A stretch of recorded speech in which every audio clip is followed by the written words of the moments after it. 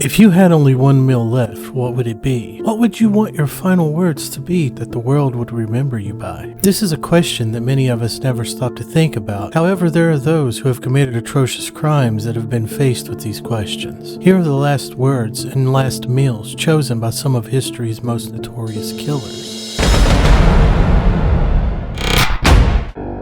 Ted Bundy kidnapped, raped, and murdered numerous young women during the 1970s. After denying his crimes for decades, he finally confessed to committing 30 murders between 1974 and 1978. He was executed at 7:16 a.m. Eastern Standard Time on January 24th, 1989, with his last words being, "Jim and Fred, I'd like you to give my love to my family and friends." For his last meal, Bundy declined a special request, so he was given the standard medium rare steak, eggs, hash brown, toast, milk, coffee, juice, butter, and jelly. Although he was given this last meal, he did not eat it. David Allen Gore committed 6 murders in Florida during the 1980s with his cousin Fred Waterfield. The pair were dubbed the Killing Cousins. Gore was on death row for 28 years and was executed by lethal injection at 6:19 p.m. on Thursday, April the 12th, 2012. His last words were, "I'm sorry, I have remorse. I'm not the man I was back then.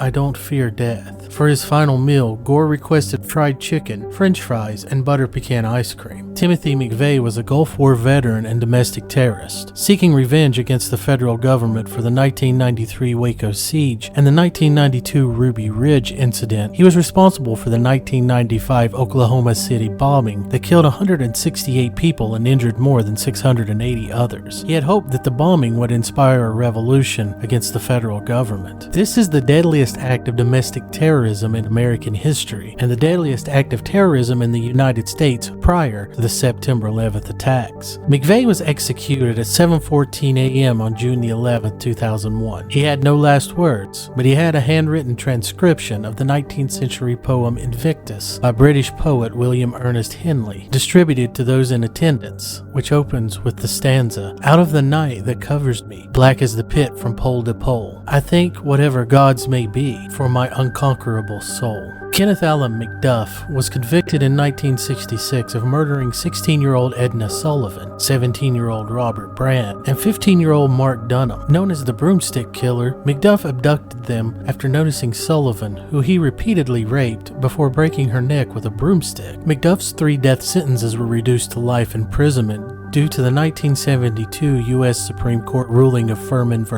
Georgia. He was granted parole in 1989, after which he went to kill again. McDuff was executed on November 17, 1998, with his last words being, "I'm ready to be released. Release me." For his last meal, he had 2 well-done T-bone steaks with all the fixings. In 1989 to 1990, Aileen Wuornos, while engaging in street prostitution along highways in Florida, shot and robbed 7 of her male clients. She claimed self-defense and that her clients had either raped or attempted to rape her to no avail. Wuornos was sentenced to death on October 9, 2002, after 12 years on Florida's death row, and was executed by lethal injection. Her last words were, "Yes, I'd like to say I'm sailing with the Rock, and I'll be back. Like Independence Day with Jesus, June 6, like the movies, big mothership and all, I'll be back."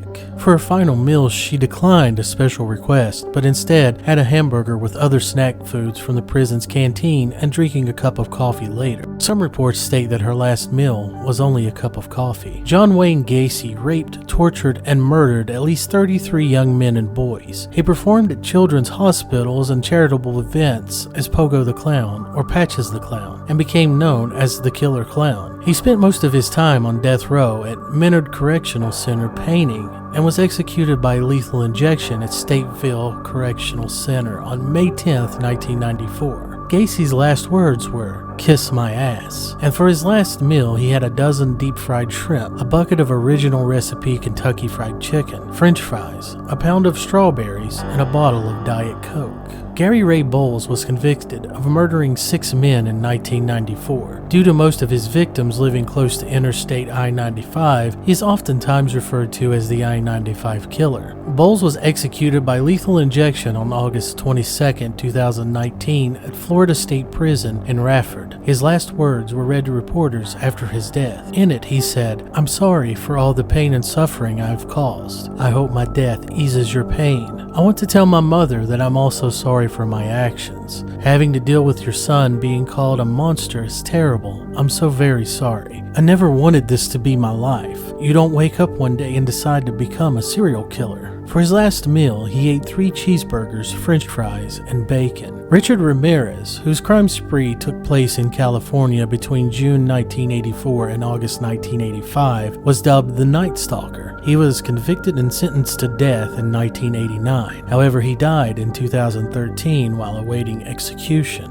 Although he died before he was executed, one of his most famous last sayings happened when he found out he might be sentenced to death for his crimes. He said, "Big deal. Death comes with the territory. See you in Disneyland." He was served a chicken cacciatore before he died, but it is not known how much he ate, if any. What would your last words and last meal be? Be sure to tell us in the comments.